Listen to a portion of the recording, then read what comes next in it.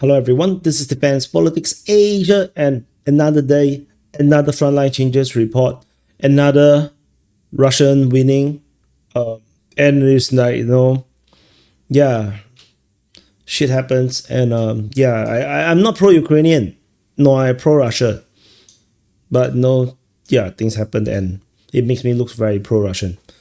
No, so Ukraine to fight better, but I know you cannot. So anyway, the big news coming out from the Kursk front, and over the Kursk front, as you can see, huge frontline change around this sector. These are basically Russian claims. This is by Ryba, the pro-Russian source, have noted that the Russians have advanced greatly in this sector. So over at the western flank, we have the Russian forces basically have entered, perhaps taken more than half of Zuravka. So this Russian claim, so take it with a pinch of salt. They have attacked down from Nikolaevo Darino, effectively have the mapping to corroborate their own claims that Russians have taken Nikolaevo Darino.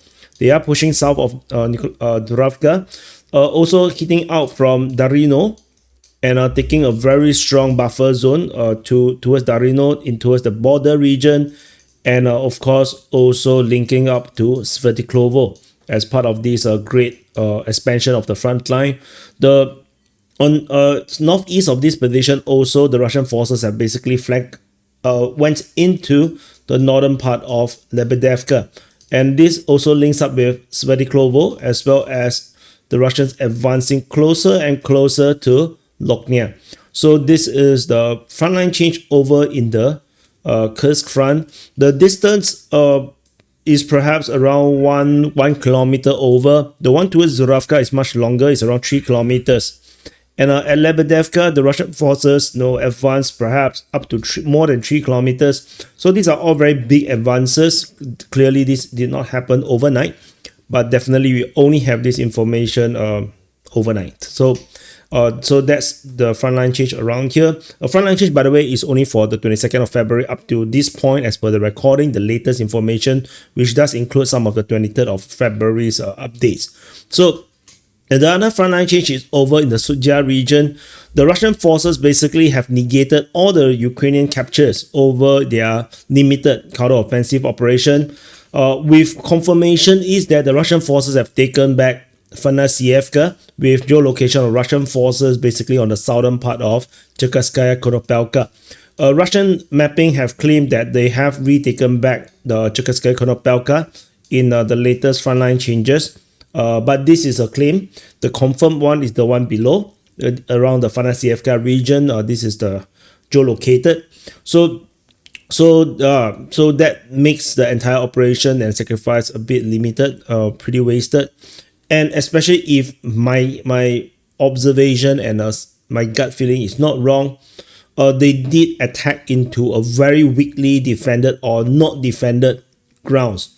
And the Russians basically hit them with FPV drones and artillery support, airstrikes and whatnot.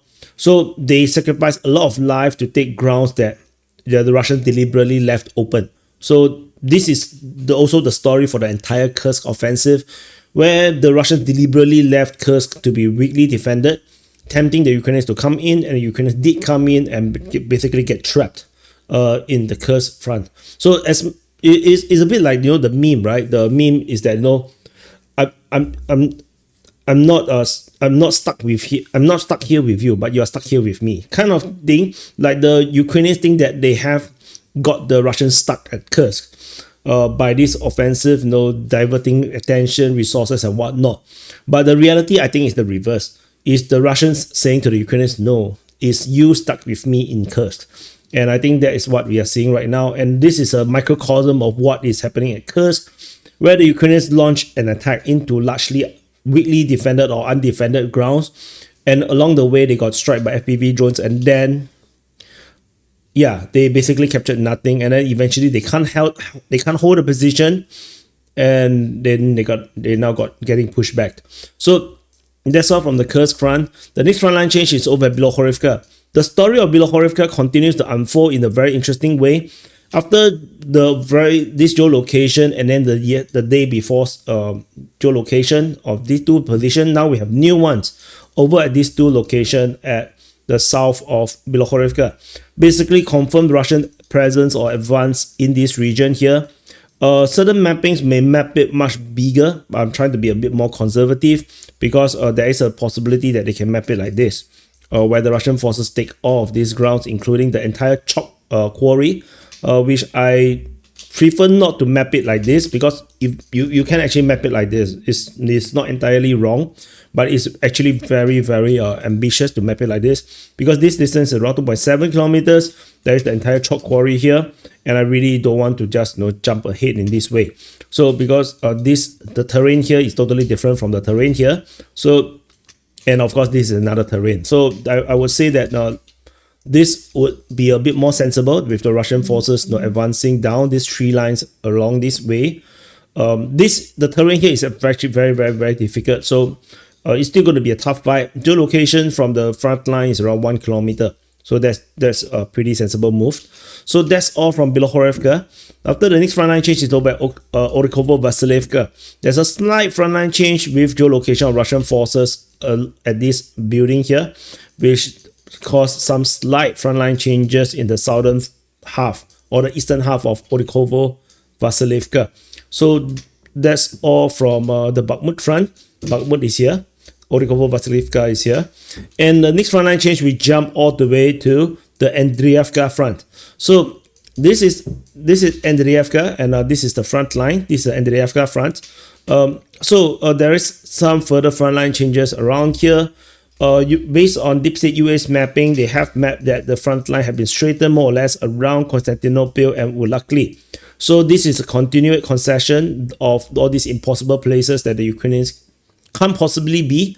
So this frontline change is sensible. Of course, they still have not acknowledged the loss of all these grounds, which I think is already lost. They mapped the Russian front line to be straightened in this way, which clearly I think is a cope. It's impossible that it's going to be like this. So that's all from the Ulakli or at the Andriivka front.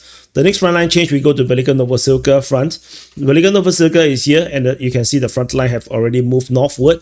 And so in this front line here, we have multiple frontline changes. Particularly is this geolocation of Russian forces north of Novi Koma, confirming the Russians' capture of Novi Koma.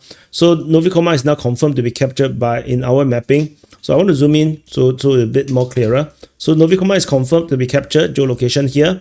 So this means that the frontline changes looks like this, with Russian forces advancing along the Mokriali River from Novi Koma, and basically taking everything in between Novi Koma and Novo-Ochertovate. Ukrainian mapping, Deep State UA have mapped that the Russian forces have taken the southwest of Novo-Ochertovate, and they have also straightened the front line. This is based on Russian claims between the Mokriali River and Novo-Ochertovate. So only this part is a claim. Everything else is confirmed capture. So this is pretty scary, I would say. The maximum advance right here is around 2 kilometers plus. So there is a pretty big space taken, and the information, all the indications suggest that the Russians is now pushing towards Skushny already. And if you look at the north, we can see that the Russians are pushing towards Dnipro-Onihia, which is here. Onihia is Onigia, or energy, I guess. Dnipro energy. Yeah, I guess I'm making things up. So basically the Russians are making this push north the Mokriali River, and I have to say these are all grounds that the Russians have never ever taken before. These are all, since 2022, they have never taken all these grounds before. So these are all new frontiers for the Russians. So it's pretty depressing, I would say, for the Ukrainians that the Russians are actually making more advance than previously ever did. So we'll continue to monitor the situation around here as the Russians push towards the border of Dnipro and Donetsk. Dnipro, right? Yeah, Dnipro, correct. Dnipropetrovsk. I think that's the full name. So over at Belatsky, Ukrainian mapping have also mapped that the Russians have captured more grounds, basically taking off the entrenchment in the south of Belatsky. So this means that the Russians are merely around 1.7 kilometers away from Belatsky. and which means this area here is most likely going to be abandoned or already abandoned by the Ukrainian forces, because this runs the risk of encirclement by the Russians through a pincer attack from both sides. So no, this is ongoing. The Russians could also potentially hit towards Privony from the rear position. The distance is around 2.48 kilometers, a little bit further. So that's the front line change around at the Velyka Novosilka front. So we're gonna do some calculation. So this is the total area captured, and you can see the biggest is actually over at the Kursk front. The Kursk, basically entire front line, the entire western flank has collapsed essentially. So the Ukrainian has done very well for a long time holding this western flank, but finally it now has collapsed. The Russian forces make huge advance in this area here, accumulating up to 31.42 square kilometers being captured by the Russians. And importantly, the Russians have entered into Zuravka, which is Ukrainian territory. This is basically inside Ukraine, part of the Sumy region. So this is actually pretty significant in that sense. The next biggest is Velyka Novosilka, because of the collapse of the front line north of Velyka Novosilka, as we just covered. In this area, the Russian forces basically taken all of these grounds north of Novi Koma, and essentially most likely have taken Novo Ocheritovate as they push towards Kushne and Dnipro and Nikheya. So let's do some mathematics. The Ukrainians captured a lot of grounds, like a lot, like 0 plus 0 plus 0 plus 0 plus 0 plus 0 plus 0. Total area captured by the Ukrainians is 0. And for the Russians is 31.42 plus 1.12 plus 0.14 plus 0.94 plus 7.89. So in 24 hours, so we just did the frontline change just yesterday. So this is in 24 hours, the Russians captured a whopping 41.51 square kilometers. So this is a huge area of capture in just 24 hours. This is massive. This is definitely ramping up. From the previous day, we have around, I believe, one day was 15-20. So we are definitely seeing a huge uptick in these 2 days. So we will continue to monitor and see how this continue to play out, because from our projection, the Ukrainians is now running pretty much on their final straight in terms of the capacity to fight. Is starting to get they are already unsustainable, and it looks like they will be breaking within the next 3 to 6 months, at least based on our projection. So how we know there is a massive breakdown is when we see that the captures getting more and more ridiculous. If we reach around 100 square kilometers per day, we can pretty safely say, so let's say it's sustained for 7 days, for a week or 2 weeks of 100 square kilometers being captured, we can effectively say that the Ukrainians military has basically lost the defensive capability to hold the front line. They can still fight, but of course they're just fighting a losing battle. Just like in World War II, Nazi Germany fought for, I think, 2 years of losing battles. So it's not impossible. They just that you have to keep losing for a long time all the way to Kiev. And that could possibly happen, because as long as the Europeans and Ukraine refuse to play ball, or they refuse to go sit at the negotiation table with Russia and United States, they can of course continue to go on. They can continue to lose grounds. They can continue to fight on. But there will be one point the war will end, and that's probably when Russia reach Kiev or reach the entirety of Ukraine. So anyway, that's it. So thank you for watching. Press the like button, subscribe, and I will see you guys in the next update.